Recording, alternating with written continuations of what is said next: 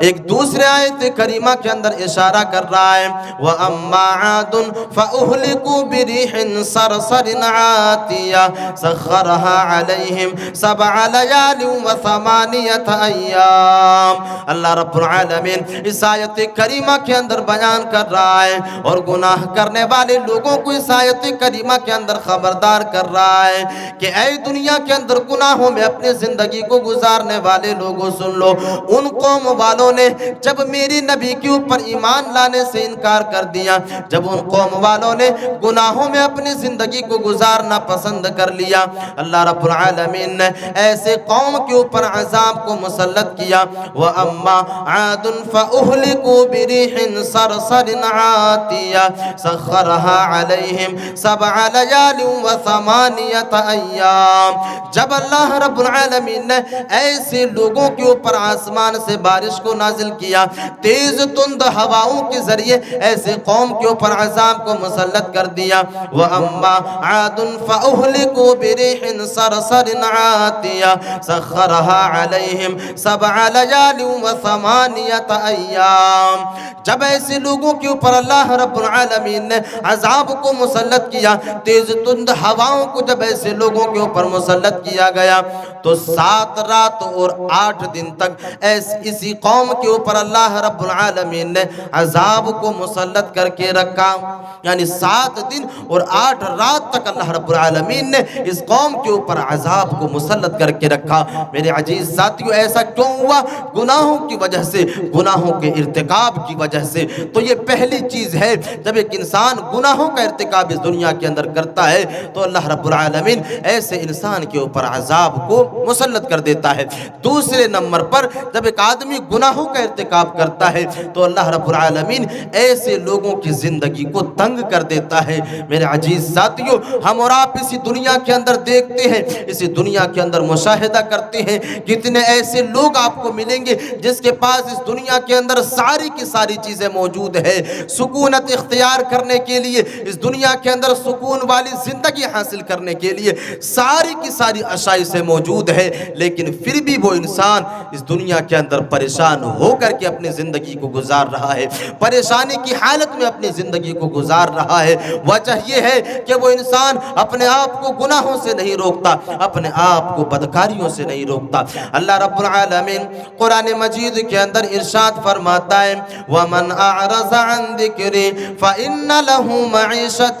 ضَنْكًا۔ اللہ رب العالمین اس آیت کریمہ کے اندر بیان کر رہا ہے کہ جو آدمی اس دنیا کے اندر رب کائنات کے ذکر سے اعراض کرتا ہے، جو آدمی اس دنیا کے اندر رب کائنات کے اصولوں کو ماننے سے انکار کرتا ہے اور گناہوں میں اپنی زندگی کو گزارنا پسند کرتا ہے، جو آدمی گناہوں کے دلدل میں اپنی زندگی کو گزارتا ہے، وَمَنْ أَعْرَضَ عَنْ ذِكْرِي فَإِنَّ لَهُ مَعِيشَةً ضَنْكًا۔ تو ہم ایسے لوگوں کی زندگی کو تنگ کر دیا کرتے ہیں، ہم ایسے لوگوں کی زندگی کو پریشانیوں میں مبتلا کر دیا کرتے ہیں۔ یہ انسان، اس انسان کے پاس دولتوں کے انبار تو ضرور موجود ہوں گے، لیکن وہ انسان کبھی سکون والی زندگی نہیں گزار پائے گا۔ ان کی گناہوں کی وجہ سے، غلط رویے کی وجہ سے، غلط کاموں کی وجہ سے وہ انسان سکون میں اپنی زندگی کو نہیں گزار پائے گا۔ اللہ رب العالمین کہہ رہا ہے وَمَنْ أَعْرَضَ عَنْ ذِكْرِي فَإِنَّ لَهُ مَعِيشَةً ضَنْكًا۔ جو آدمی گناہوں میں پھنس کر کے اپنی زندگی کو گزارے گا، ہم ایسے لوگوں کی زندگی کو تنگ کر دیا کرتے ہیں، ہم ایسے لوگوں کی زندگی کو پریشانیوں میں مبتلا کر دیا کرتے ہیں۔ ذرا اپنے غریبان کے اندر جھانک کر کے دیکھیں کہ آج ہماری زندگی پریشانی میں نہیں کٹ رہی۔ آج جو ہے ہماری سرکار منتری کی طرف سے، M L A, M P کی طرف سے ہمیں پریشانیوں میں مبتلا کیا جاتا ہے۔ میرے عزیز ساتھیوں، آج ہمارے اوپر اللہ رب العالمین نے ایسے راجہ کو مسلط کر کے رکھا ہے میرے عزیز ساتھیوں، جن سے ہم اور آپ پریشان ہیں، پریشانی کی حالت میں اپنی زندگی کو گزارتے ہیں اور ہمارے اوپر ایسی ایسی پریشانیوں کو مسلط کر رہے ہیں، کبھی ایس آئی آر کے نام پر تو کبھی وقف بل امینڈمنٹ کے نام پر۔ میرے عزیز ساتھیوں، یہ ساری کی ساری پریشانیاں اس وقت آتی ہیں جب ایک آدمی اس دنیا کے اندر گناہوں کے دلدل میں اپنی زندگی کو گزارنا شروع کر دیتا ہے۔ تو ایک نقصان تو یہ ہے کہ اللہ رب العالمین ایسے لوگوں کی زندگی کو تنگ کر دیتا ہے۔ دوسرے نمبر پر اللہ رب العالمین اسی آیت کریمہ کے بعد والے آیت کریمہ کے اندر واضح کر رہا ہے۔ اللہ رب العالمین کہہ رہا ہے فَإِنَّ لَهُ مَعِيشَةً ضَنَكًا وَنَحْشُرُهُ يَوْمَ الْقِيَامَةِ أَعْمَى۔ اللہ رب العالمین اسی آیت کریمہ کے اندر واضح کر رہا ہے کہ جو آدمی اس دنیا کے اندر رب کائنات کی اصولوں کو نہیں مانتا ہے اور گناہوں میں اپنی زندگی کو گزارتا ہے، ان کے ذکر سے اعراض کرتا ہے، ایسے لوگوں کو اللہ رب العالمین قیامت کی دن اندھا بنا کر کے اٹھانے والا ہے۔ ایسے لوگوں کو اللہ رب العالمین قیامت کے دن نابینا بنا کر کے اٹھانے والا ہے۔ جب ایسے لوگ اس دنیا کو چھوڑ کر کے جائیں گے، جب قیامت کے دن میدان محشر جب لگنے والا ہوگا،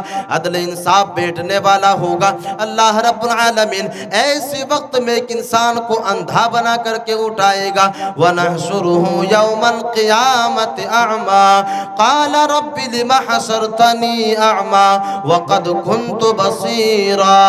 اللہ رب العالمین اس آیت کریمہ کے اندر بیان کر رہا ہے کہ وہ گناہگار انسان جب اسے نابینا بنا کر کے اٹھایا جائے گا، اسے اندھا بنا کر کے اٹھایا جائے گا، تو وہ انسان رب کائنات سے یہ سوال کرے گا قَالَ رَبِّ لِمَ حَشَرْتَنِي أَعْمَى، اے میرے پروردگار عالم، آج مجھے اندھا بنا کر کے کیوں اٹھایا گیا ہے؟ آج مجھے نابینا بنا کر کے کیوں اٹھایا گیا ہے؟ میرے عزیز ساتھیوں، اللہ رب العالمین ایسے لوگوں کو جواب دے گا قَالَ رَبِّ لِمَ حَشَرْتَنِي أَعْمَى وَقَدْ كُنْتُ بَصِيرًا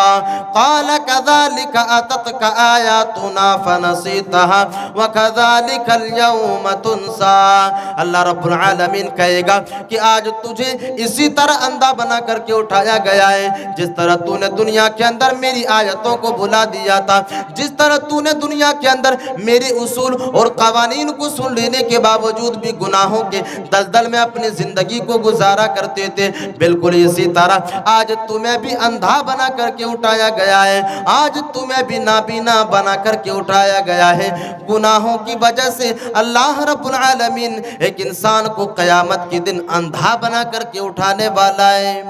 یعنی دوسری چیز یہ ہے، ایک تو اللہ رب العالمین ایک انسان کی زندگی کو تنگ کر دیتا ہے گناہوں کی وجہ سے، اور ساتھ ہی ساتھ اللہ رب العالمین نے اسی آیت کریمہ کے اندر واضح کیا کہ ایسے لوگوں کو قیامت کے دن اندھا بنا کر کے اٹھایا جائے گا، نابینا بنا کر کے اٹھایا جائے گا۔ تو میرے عزیز ساتھیوں، ایک وجہ یہ ہے کہ ایسے لوگوں کو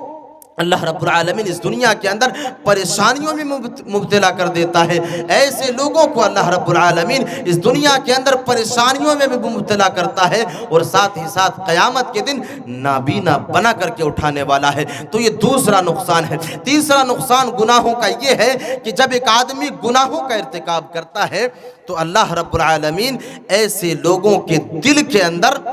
ایسے لوگوں کے دل کو سخت کر دیا جاتا ہے، ایسے لوگوں کا دل سخت ہو جاتا ہے جو آدمی گناہوں میں اپنی زندگی کو گزارتا ہے۔ اللہ رب العالمین قرآن مجید کے اندر ارشاد فرماتا ہے کَلَّا بَلْ رَانَ عَلَىٰ قُلُوبِهِمْ مَا كَانُوا يَكْسِبُونَ۔ اللہ رب العالمین اس آیت کریمہ کے اندر بیان کر رہا ہے کہ ایسے لوگوں کے دل کے اوپر جنگ لگ جاتا ہے جو آدمی اس دنیا کے اندر گناہوں میں اپنی زندگی کو گزارتا ہے، گناہوں کی دلدل میں پھنس کر کے جب ایک انسان اپنی زندگی کو گزارنے لگتا ہے تو کثرت گناہ کی وجہ سے، گناہوں کے ارتکاب کی وجہ سے اللہ رب العالمین ایسے لوگوں کے دلوں کو سخت کر دیتا ہے، ایسے لوگوں کے دلوں کے اندر زنگ لگ جاتا ہے جو آدمی گناہوں میں اپنی زندگی کو گزارنے لگتا ہے۔ میرے عزیز ساتھیوں، اللہ کے نبی صلی اللہ علیہ وسلم ایک حدیث کے اندر بیان کرتے ہیں اور اس آیت کریمہ کی تفسیر کرنے کی کوشش کر رہے ہیں۔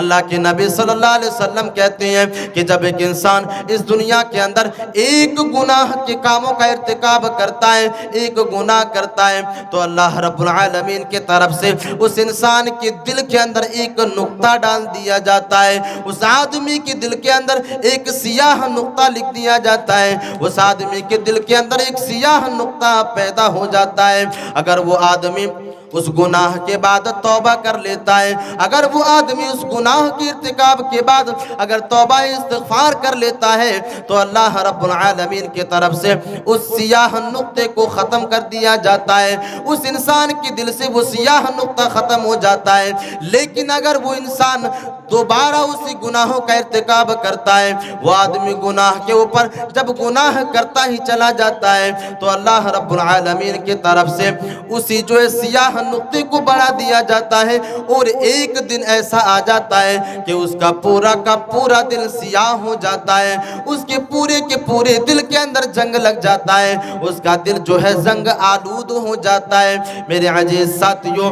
मुहद्दिसीन बयान करते हैं, तफसीर निगार लिखते हैं कि जब एक इंसान गुनाहों के इर्तिकाब की वजह से जब उसका दिल सियाह हो जाता है, उसका दिल काला हो जाता है, तो वो आदमी फिर गुनाह के कामों को करने में कतराता नहीं है, वो इंसान बदकारी के कामों को करने में वो इंसान शर्म महसूस नहीं करता है, उस इंसान के दिल से शर्म नाम की सारी चीजें निकल जाती हैं, वो इंसान दोबारा गुनाह के काम को करने में कतराता नहीं है। यानी जो आदमी गुनाहों में अपनी ज़िंदगी को गुजारता है, अल्लाह रब्बुल आलमीन कह रहा है कि ऐसे लोगों के दिलों के अंदर जंग लग जाता है और ऐसे लोगों के दिल सियाह हो जाते हैं। जो आदमी गुनाहों में अपनी ज़िंदगी को गुजारता है, तो गुनाह का एक नुकसान ये है कि जब एक आदमी गुनाहों में अपनी ज़िंदगी को गुजारने लगता है तो उसका दिल सियाह हो जाता है, उसका दिल सख्त हो जाता है। अब इसका नुकसान क्या है? जब एक आदमी का दिल सियाह हो जाता है तो इसका नुकसान क्या है, अल्लाह रब्बुल आलमीन ने एक दूसरी आयत करीमा के अंदर बयान किया। अल्लाह रब्बुल आलमीन कह रहा है, वलक़द ज़रअना लिजहन्नम कसीरम मिनल जिन्नि वल इंस लहुम क़ुलूबुन ला यफ़क़हून बिहा। अल्लाह रब्बुल आलमीन इस आयत करीमा के अंदर बयान कर रहा है कि यकीनन मैंने कुछ जिन्नों और कुछ इंसानों को इस दुनिया के अंदर जहन्नम के लिए पैदा किया है। मैंने बहुत से इंसानों को और जिन्नों को जहन्नम के लिए पैदा किया है। लहुम क़ुलूबुन ला यफ़क़हून बिहा। ऐसे इंसान के पास दिल तो है, लेकिन वो इंसान अपने दिल से समझने की कोशिश नहीं करता। जब एक आदमी का दिल सियाह हो जाता है तो ऐसे आदमी के पास दिल तो होता है, ऐसे आदमी के पास कल्ब तो होता है, ऐसे आदमी के पास जिगर तो होता है, लेकिन वो आदमी अपने दिल से समझने की कोशिश नहीं करता। कुरान की आयतें पेश की जाती है, हदीस मुबारका पेश की जाती है, लेकिन वो इंसान गुनाहों की वजह से उसका दिल सियाह हो चुका है। लहुम क़ुलूबुन ला यफ़क़हून बिहा। वो इंसान अपने दिल से समझने की कोशिश नहीं करता है। जब एक आदमी का दिल सियाह हो जाता है तो वो इंसान अपने दिल से समझने की कोशिश नहीं करता। लहुम क़ुलूबुन ला यफ़क़हून बिहा व लहुम अअयुनुन ला युबसिरून बिहा। उस इंसान के पास आँख तो है, लेकिन वो इंसान अपने आंखों से देखने की कोशिश नहीं करेगा। उस इंसान को जिन चीज़ों को देखना चाहिए वो इंसान उन चीज़ों को देखने की कोशिश नहीं करेगा। मेरे अजीज साथियों, ये सारी की सारी वजूहात गुनाहों की वजह से है। जब एक आदमी का दिल गुनाहों से सियाह हो जाता है, फिर उसकी आंखों का पानी ख़त्म हो जाता है। वो इंसान ना ही बुराई के कामों को करने में कतराएगा और ना ही कुरान और हदीस को समझने की कोशिश करेगा। वलहुम अअयुनुन ला युबसिरून बिहा। उस इंसान के पास कान तो होगा, लेकिन वो इंसान अपने कान से सुनने की कोशिश नहीं करेगा। आँख तो होगा, लेकिन अपने आँख से देखने की कोशिश नहीं करेगा।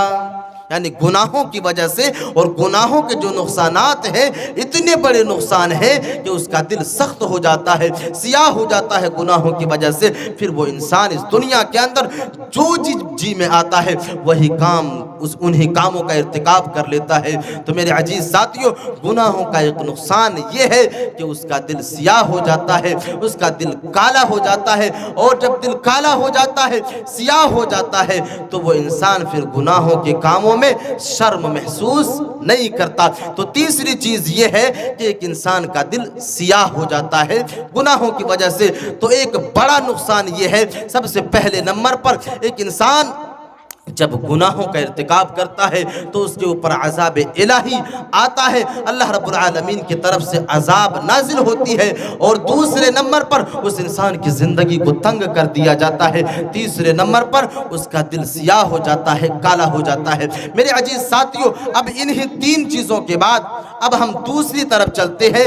اگر اللہ رب العالمین نے قرآن مجید کے اندر گناہوں کے نقصانات کی طرف اشارہ کیا ہے، گناہوں کے نقصانات کی طرف اگر اللہ کے نبی صلی اللہ علیہ وسلم نے رہنمائی کی ہے، تو آخر وہ کون سے اسباب ہیں جو ہم ان گناہوں سے بچ سکیں، اپنے آپ کو گناہوں سے بچا سکیں، اپنے آپ کو گناہوں سے روک سکیں؟ تو میرے عزیز ساتھیوں، اللہ رب العالمین نے قرآن مجید کے اندر اس کا حل بتایا ہے۔ اللہ رب العالمین نے قرآن مجید کے اندر اس کا حل بتایا ہے کہ اگر ایک انسان اس دنیا کے اندر گناہوں سے بچنا چاہتا ہے، اگر ایک آدمی اس دنیا کے اندر گناہوں سے اپنے آپ کو روکنا چاہتا ہے، تو اسے کون سا حربہ اپنانا چاہیے؟ کیونکہ ہم نے آپ لوگوں کے سامنے گناہوں کے نقصانات کو گنا دیے، اور کئی نقصانات ہیں، لیکن آج تین ہی نقصانات کو جانتے ہیں، اور ساتھ ہی ساتھ ہم یہ جاننے کی کوشش کریں گے کہ ہم اپنے آپ کو گناہوں سے کیسے بچا سکتے ہیں۔ اللہ رب العالمین نے سب سے پہلے نمبر پر اگر ایک انسان گناہوں سے بچنا چاہتا ہے تو اسے چاہیے کہ وہ اللہ رب العالمین کے اوپر ایمان لے آئے، اللہ رب العالمین کے اوپر یقین کے ساتھ عمل کرنا شروع کرے۔ اللہ رب العالمین قرآن مجید کے اندر ارشاد فرماتا ہے اور دنیا والے انسانوں کو آگاہ کر رہا ہے کہ اے دنیا والے لوگوں، اگر تم اس دنیا کے اندر اپنے آپ کو گناہوں سے بچانا چاہتے ہو، اگر تم اس دنیا کے اندر اپنے آپ کو گناہوں سے روکنا چاہتے ہو، گناہ کے کاموں سے اپنے آپ کو بچانا چاہتے ہو، تو ان چیزوں کے اوپر عمل کرو۔ اللہ رب العالمین کہہ رہا ہے وَمَن يُؤْمِن بِاللَّهِ يَهْدِ قَلْبَهُ۔ اللہ رب العالمین اس آیت کریمہ کے اندر بیان کر رہا ہے، اور سب سے پہلے نقطے کی طرف اشارہ کر رہا ہے، سب سے پہلے سبب کی طرف اشارہ کر رہا ہے کہ دنیا والے لوگوں، اگر تم اپنے آپ کو گناہوں سے بچانا چاہتے ہو، اگر تم اپنے آپ کو بدکاری کے کاموں سے بچانا چاہتے ہو، تو سب سے پہلے اللہ رب العالمین کے اوپر ایمان لے آؤ، کیونکہ اللہ رب العالمین اس آیت کریمہ کے اندر بیان کر رہا ہے وَمَن يُؤْمِن بِاللَّهِ يَهْدِ قَلْبَهُ۔ اللہ رب العالمین کہہ رہا ہے کہ جو انسان اللہ رب العالمین کے اوپر ایمان لے آتا ہے، اللہ رب العالمین کے اوپر ایمان لے آتا ہے، اللہ رب العالمین کو اپنا حاجت روا مان لیتا ہے، اپنا مشکل کشا تصور کر لیتا ہے، تو اللہ رب العالمین ایسے لوگوں کے دلوں کو ہدایت کی طرف گامزن کر دیتا ہے، ایسے لوگوں کے دلوں کو ہدایت کی طرف گامزن کر دیتا ہے، ایسے لوگوں کے دلوں کو صحیح راستے کی طرف گامزن کر دیتا ہے۔ میرے عزیز ساتھیوں، پتہ یہ چلا اس آیت کریمہ سے ہمیں یہ بات واضح ہوئی کہ جو انسان اللہ رب العالمین کے اوپر ایمان لے آئے گا، وہ انسان اپنے آپ کو گناہوں سے بچا لے گا، اپنے آپ کو بدکاری کے کاموں سے روک لے گا۔ میرے عزیز ساتھیوں، اس آیت کریمہ کے ضمن میں ہم اور آپ اپنے غریبان کے اندر جھانک کر کے دیکھیں، آج ہم بھی اس دنیا کے اندر مومن ہونے کا دعویٰ کرتے ہیں، ایمان والے ہونے کا دعویٰ کرتے ہیں، مسلمان ہونے کا دعویٰ کرتے ہیں، لیکن آج ہم اور آپ گناہوں کے ارتکاب میں اپنی زندگی کو گزار رہے ہیں، بدکاری کے کاموں میں اپنی زندگی کو گزار رہے ہیں، گناہوں کے دلدل میں پھنس کر کے اپنی زندگی کو گزار رہے ہیں، جبکہ اللہ رب العالمین کہہ رہا ہے کہ ایمان والے لوگوں کے دلوں کو اللہ رب العالمین ہدایت کے راستے کی طرف گامزن کر دیتا ہے، یعنی یہ انسان گناہ کے قریب ہی نہیں جا سکتا جو انسان اللہ رب العالمین کے اوپر ایمان لے آتا ہے۔ آئیے میں ایک واقعے کو آپ لوگوں کے سامنے بیان کروں اور یہ سمجھنے کی کوشش کرتے ہیں کیا صحیح معنوں میں اللہ رب العالمین نے اس آیت کریمہ کے اندر جس طرف نقشہ کھینچا ہے اور ایمان والے لوگوں کی طرف اشارہ کیا ہے کہ ایمان والے لوگوں کے دلوں کو ہدایت کے راستے کی طرف گامزن کر دیا جاتا ہے، کیا یہ بات سچ ہے؟ تو اللہ رب العالمین نے جب اس آیت کریمہ کو نازل کیا، اللہ کے نبی صلی اللہ علیہ وسلم نے صحابہ کرام کے درمیان میں پیش کیا، صحابہ کرام نے سنا، تو کئی ایسے واقعات احادیث کی کتابوں میں موجود ہے کہ صحابہ کرام نے جیسے ہی ایمان لایا، اپنے آپ کو گناہوں سے روک لیا، اپنے آپ کو بدکاریوں سے روک لیا۔ ایک حدیث کے اندر آتا ہے کہ مرثد ابن ابی مرثد رضی اللہ تعالی عنہ، یہ وہ جلیل القدر صحابی ہے، یہ وہ صحابی رسول ہے جس صحابی رسول نے آخری نبی جناب محمد رسول اللہ صلی اللہ علیہ وسلم کے دعوت پر لبیک کہتے ہیں، اللہ کے نبی صلی اللہ علیہ وسلم کے اوپر ایمان لے آتے ہیں، کلمہ لا الہ الا اللہ کا اقرار کر لیتے ہیں اور اسلام کے دائرے کے اندر داخل ہو جاتے ہیں، ایمان لے آتے ہیں۔ میرے عزیز ساتھیوں، ایمان لے آنے کے بعد مرثد ابن ابی مرثد رضی اللہ تعالی عنہ سرزمین مدینہ تشریف لے جاتے ہیں۔ اللہ کے نبی صلی اللہ علیہ وسلم مرثد ابن ابی مرثد کو حکم دیتے ہیں کہ اے میرے صحابی رسول، اے میرے صحابی، جاؤ مکہ کے اندر کچھ غریب انسان قید میں ہے۔ کفار مکہ نے کچھ غریبوں کو، کچھ مسکینوں کو، کمزور لوگوں کو اپنے قید خانے میں بند کر کے رکھا ہے، تمہاری ذمہ داری یہ ہے کہ تم ان لوگوں کو ان کی قید سے نکال کر کے لے کر کے آؤ۔ مرثد ابن ابی مرثد اللہ کے نبی صلی اللہ علیہ وسلم کے حکم کو سننے کے بعد سرزمین مکہ کی طرف نکل جاتے ہیں۔ مرثد ابن ابی مرثد جب مکہ کے اندر پہنچتے ہیں، رات کی تاریکی میں کمزور لوگوں کو رہا کروانے کے لیے، کفار مکہ کے چنگول سے جو ہے کمزور مسلمانوں کو نکالنے کے لیے رات کی تاریکی میں ایک دیوار کے اوپر چڑھ رہے ہیں اور اپنے جو ہے مسلمان بھائی کو رہا کرنے کے لیے اسے اس کفار مکہ کے چنگول سے نکالنے کے لیے ایک دیوار کے اوپر چڑھ رہے ہیں۔ اتنے میں سرزمین مکہ کی ایک عورت کی نظر مرثد ابن ابی مرثد کے اوپر پڑ جاتی ہے۔ وہ عورت کہتی ہے کہ اے مرثد، تو کہاں چلا گیا تھا؟ میں تو تمہاری بنا اپنی زندگی کو نہیں گزار سکتا۔ حدیث کے اندر آتا ہے کہ مرثد ابن ابی مرثد یہ وہ صحابی رسول ہے جس نے ابھی جب اسلام کو قبول نہیں کیا تھا، جب جہالت کی حالت میں اپنی زندگی کو گزار رہے تھے، تو اسی عورت کے ساتھ جو ہے کفر کی حالت میں ناجائز تعلقات تھے۔ یعنی وہ عورت مرثد ابن ابی مرثد کو دیکھ لیتی ہے جن کے ساتھ ناجائز تعلقات اسلام کو قبول نہیں کیا تھا، اس سے پہلے تھی۔ تو اس عورت نے مرثد ابن ابی مرثد سے کہا کہ اے مرثد ابن ابی مرثد، تو کہاں چلا گیا؟ میں تو تیرے بنا اپنی زندگی کو نہیں گزار سکتا۔ مرثد ابن ابی مرثد سے کہا جاتا ہے کہ اے مرثد ابن ابی مرثد، بڑے ہی جو ہے غنیمت کی حالت میں مل گئے ہو، بڑے ہی فرصت میں مل گئے ہو، چلو میرے ساتھ رات کو گزار لو۔ مرثد ابن ابی مرثد جواب دیتے ہیں کہ اے عناق، میں تمہارے ساتھ اپنی رات کو نہیں گزار سکتا، کیونکہ میں نے ایسے دین کا کلمہ پڑھ چکا ہے، میں نے ایسے نبی کے اوپر ایمان لے آیا، میں نے ایسے اسلام کے دائرے کے اندر اپنے قدم کو رکھ دیا ہے جس دائرہ اسلام کے اندر آنے کے بعد اللہ رب العالمین نے زنا کو حرام قرار دے دیا ہے، بدکاری کو حرام قرار دے دیا ہے۔ اے عناق، میں تمہارے ساتھ رات نہیں گزار سکتا۔ میرے عزیز ساتھیوں، اس واقعے کے اندر غور و فکر کرنے کی کوشش کریں اور اس آیت کریمہ کو اپنے سامنے رکھیں اور اس واقعے کے اندر غور کریں۔ اللہ رب العالمین کہہ رہا ہے کہ جب ایک آدمی ایمان لے آتا ہے، جب ایک آدمی مومن بن جاتا ہے، جب ایک آدمی اللہ رب العالمین کے اوپر ایمان لے آتا ہے، تو ایسے لوگ گناہوں سے اپنے آپ کو بچا سکتا ہے۔ یہاں پر اس واقعے کے اندر بالکل یہی چیز ہمیں مل رہی ہے۔ مرثد ابن ابی مرثد کفر کی حالت میں جب اپنی زندگی کو گزار رہے تھے تو بدکاری کی حالت میں اپنی زندگی کو گزار رہے تھے، لیکن جیسے ہی دائرہ اسلام کے اندر آتا ہے، فوراً عناق کو جواب دے رہا ہے، اے عناق، میں تمہارے ساتھ رات نہیں گزار سکتا، کیونکہ اللہ رب العالمین نے اسلام کی دائرے کے اندر آ جانے کے بعد ایک مسلمان کے اوپر زناکاری کو حرام قرار دے دیا ہے، بدکاری کو حرام قرار دے دیا ہے۔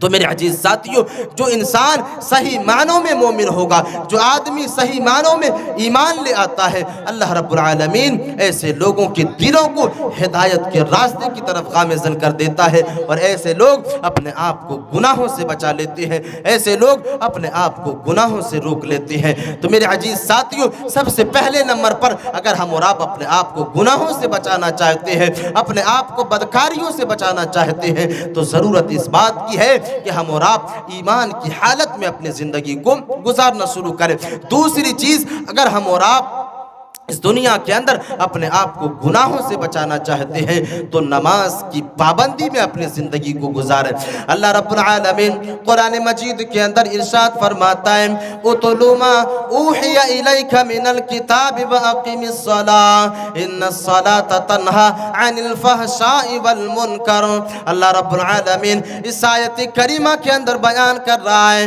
اور دنیا والے انسانوں کو یہ میسج دے رہا ہے کہ اے دنیا والے لوگوں، اگر تم اس دنیا کے اندر اپنے آپ کو گناہوں سے بچانا چاہتے ہو، اپنے آپ کو گناہ کے کاموں سے روکنا چاہتے ہو تو نماز کی پابندی میں اپنی زندگی کو گزارو۔ اللہ رب العالمین کہہ رہا ہے اتل ما اوحی الیک من الکتاب واقم الصلاۃ ان الصلاۃ تنہی عن الفحشاء والمنکر۔ بے شک یہ نماز تمہیں گناہوں سے روکتی ہے، بے شک یہ نماز تمہیں بدکاریوں سے روکتی ہے۔ اپنے آخری نبی جناب محمد رسول اللہ صلی اللہ علیہ وسلم کو حکم دے رہا ہے کہ اے میرے نبی آپ اس کتاب کی تلاوت کریں جس کتاب کو آپ کے اوپر نازل کیا گیا ہے۔ اتل ما اوحی الیک من الکتاب واقم الصلاۃ، کتاب کی تلاوت کریں اور ساتھ ہی ساتھ نماز کو قائم کریں۔ نماز کو اس لیے قائم کریں کیونکہ یہ نماز تمہیں بدکاریوں سے روکنے والی ہے،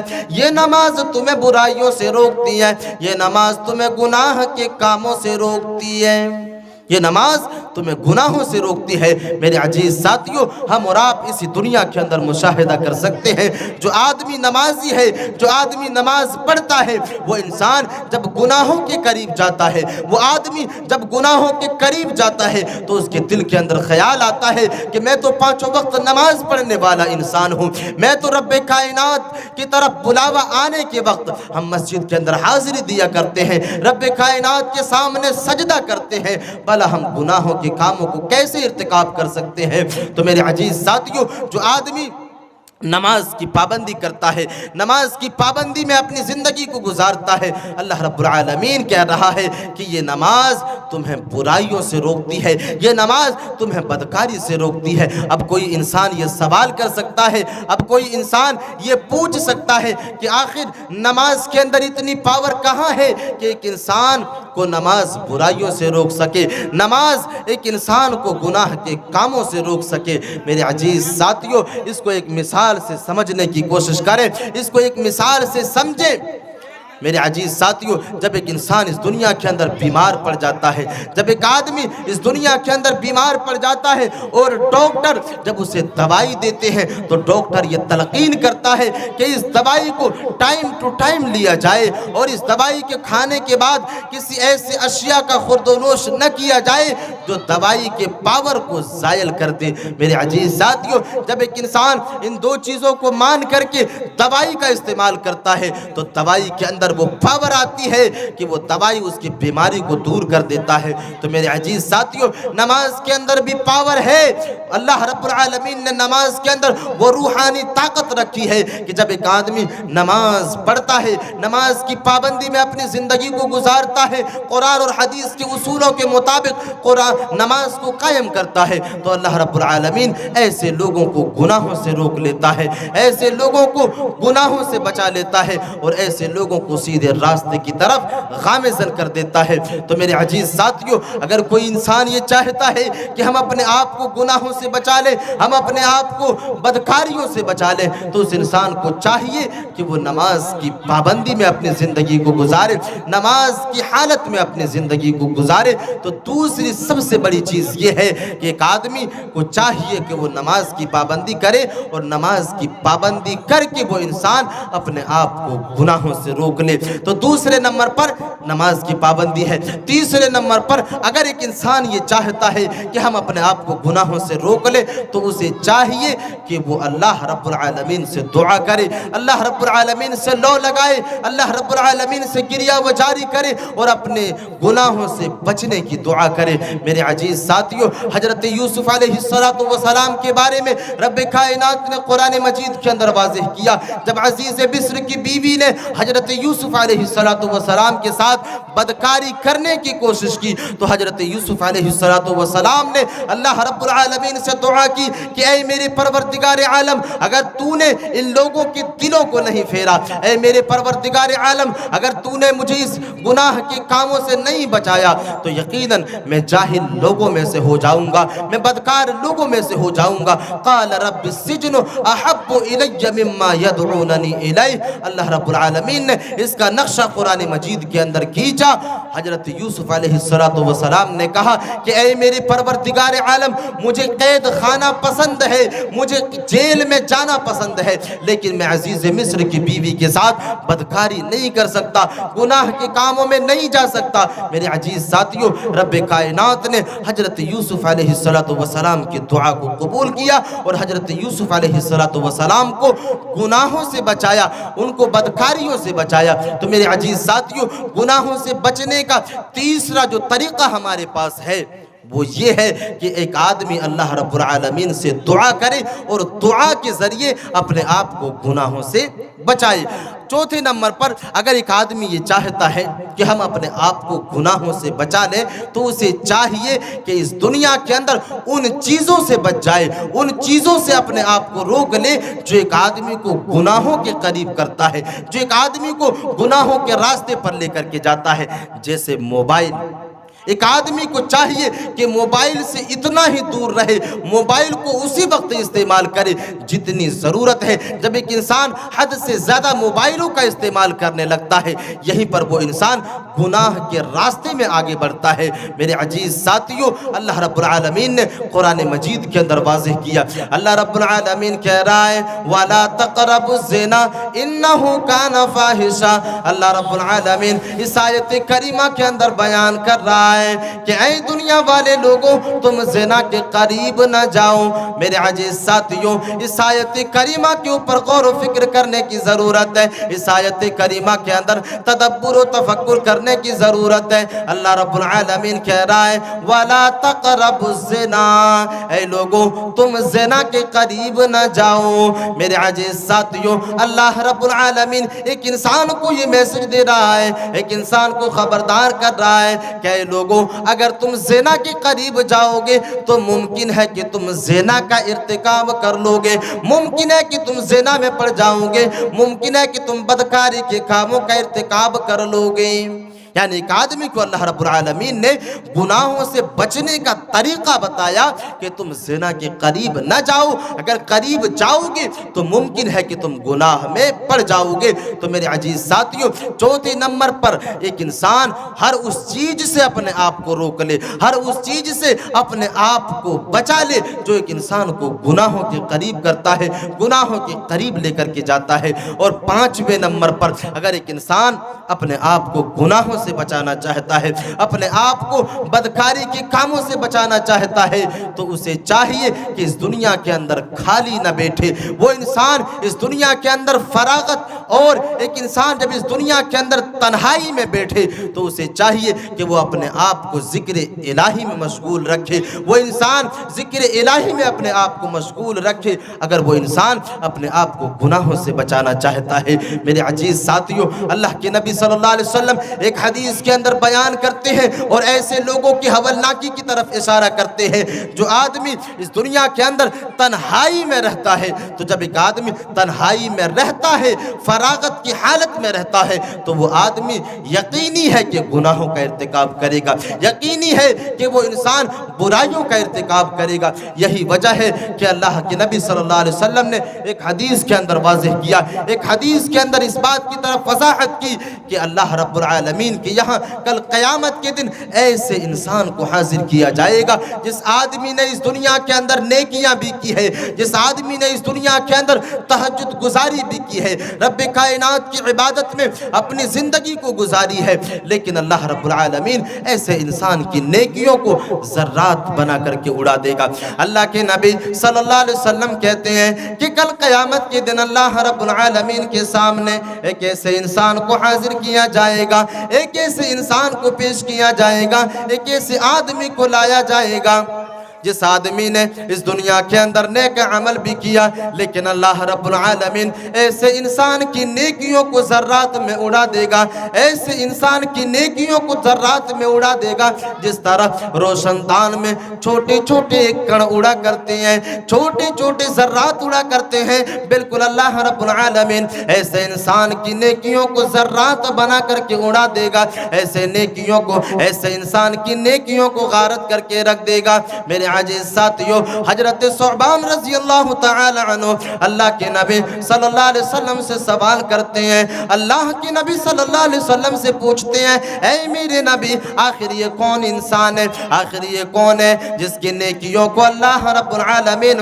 ذرات بنا کر کے اڑا دے گا؟ اے میرے نبی آپ ایسے لوگوں کی طرف اشارہ کر دیں، ایسے لوگوں کی پہچان کو بتا دیں، کہیں ایسا نہ ہو کہ ہم بھی ایسے لوگوں کے راستے کے اوپر چل پڑے۔ اللہ کے نبی صلی اللہ علیہ وسلم کہتے ہیں کہ اے ثعبان یہ تمہارے ساتھیوں میں سے ہوں گے، اے ثعبان یہ تمہاری برادری میں سے ہوں گے، تم ہی میں سے ہوں گے، جو انسان تہجد گزار بھی ہوگا، جو آدمی نماز کی پابندی کرنے والا بھی ہوگا، لیکن اس کی غلطی یہ ہوگی کہ جب وہ انسان تنہائی میں جاتا ہوگا، جب وہ انسان تنہائی میں جاتا ہوگا تو وہ انسان اللہ رب العالمین سے ڈرتا نہیں ہوگا، تنہائی میں گناہوں کا ارتکاب کر رہا ہوگا۔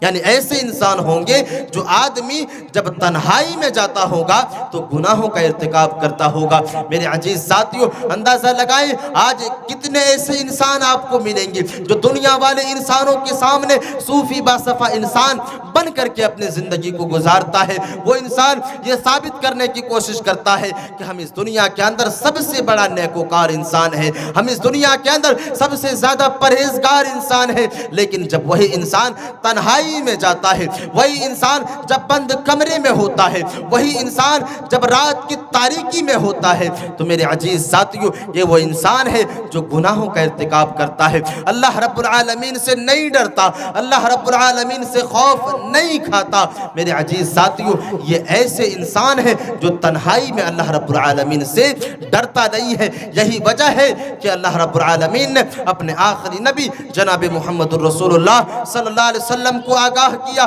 آخری نبی جناب محمد الرسول اللہ صلی اللہ علیہ وسلم کو خبردار کیا کہ اے میرے نبی آپ دعوت و تبلیغ کے کاموں کو کر لینے کے بعد آپ فراغت نہ بیٹھا کریں، خالی نہ بیٹھا کریں، کیونکہ خالی دماغ شیطان کا گھر ہوا کرتا ہے۔ اللہ تبارک و تعالی قرآن مجید کے اندر ارشاد فرماتا ہے فَإِذَا فَرَغْتَ فَانْصَبْ۔ اللہ رب العالمین اس آیت کریمہ کے اندر اپنے آخری نبی جناب محمد الرسول اللہ صلی اللہ علیہ وسلم کو آگاہ کر رہا ہے کہ اے میرے نبی آپ دعوت کی کاموں کو کر لینے کے بعد اپنے آپ کو تھکایا کریں، اپنے آپ کو ذکر الہی میں مشغول کیا کریں، اپنے آپ کو اللہ رب العالمین کی عبادت میں مشغول کیا کریں، ذکر الہی میں اپنی زندگی کو گزارا کریں۔ میرے عزیز ساتھیوں آخر اللہ رب العالمین آخری نبی جناب محمد الرسول اللہ صلی اللہ علیہ وسلم کو یہ حکم کیوں دے رہا ہے؟ اس لیے دے رہا ہے کیونکہ ایک انسان جب تنہائی میں ہوتا ہے، جب ایک انسان تنہا ہوتا ہے تو وہ انسان برائیوں کے ارتکاب کرنے کے لیے تیار ہو جاتا ہے۔ میرے عزیز ساتھیوں یہی وجہ ہے کہ اللہ رب العالمین اپنے آخری نبی جناب محمد الرسول اللہ صلی اللہ علیہ وسلم کو حکم دے رہا ہے کہ اے میرے نبی آپ تنہائی سے بچا کریں، یعنی دعوت کے کام کو کر لینے کے بعد آپ اپنے آپ کو تھکائیں اور ذکر الہی میں اپنی زندگی کو گزارنا شروع کر دیں۔ اگر آپ اس دنیا کے اندر اپنے آپ کو گناہوں سے بچانا چاہتے ہیں، گناہوں سے روکنا چاہتے ہیں تو ضرورت اس بات کی ہے کہ ہم اور آپ اپنے آپ کو فراغت کی حالت میں نہ رکھیں، بلکہ اپنے آپ کو اللہ کی عبادت میں، ذکر الہی میں، اللہ رب العالمین کی رضا میں اور اس کی خوشنودی کو حاصل کرنے میں اپنے آپ کو مشغول رکھیں اگر ہم اپنے آپ کو گناہوں سے بچانا چاہتے ہیں۔ میرے عزیز ساتھیوں اور ایک طریقہ ہے گناہوں سے بچنے کا۔ اگر ایک آدمی اپنے آپ کو گناہوں سے بچانا چاہتا ہے تو اسے چاہیے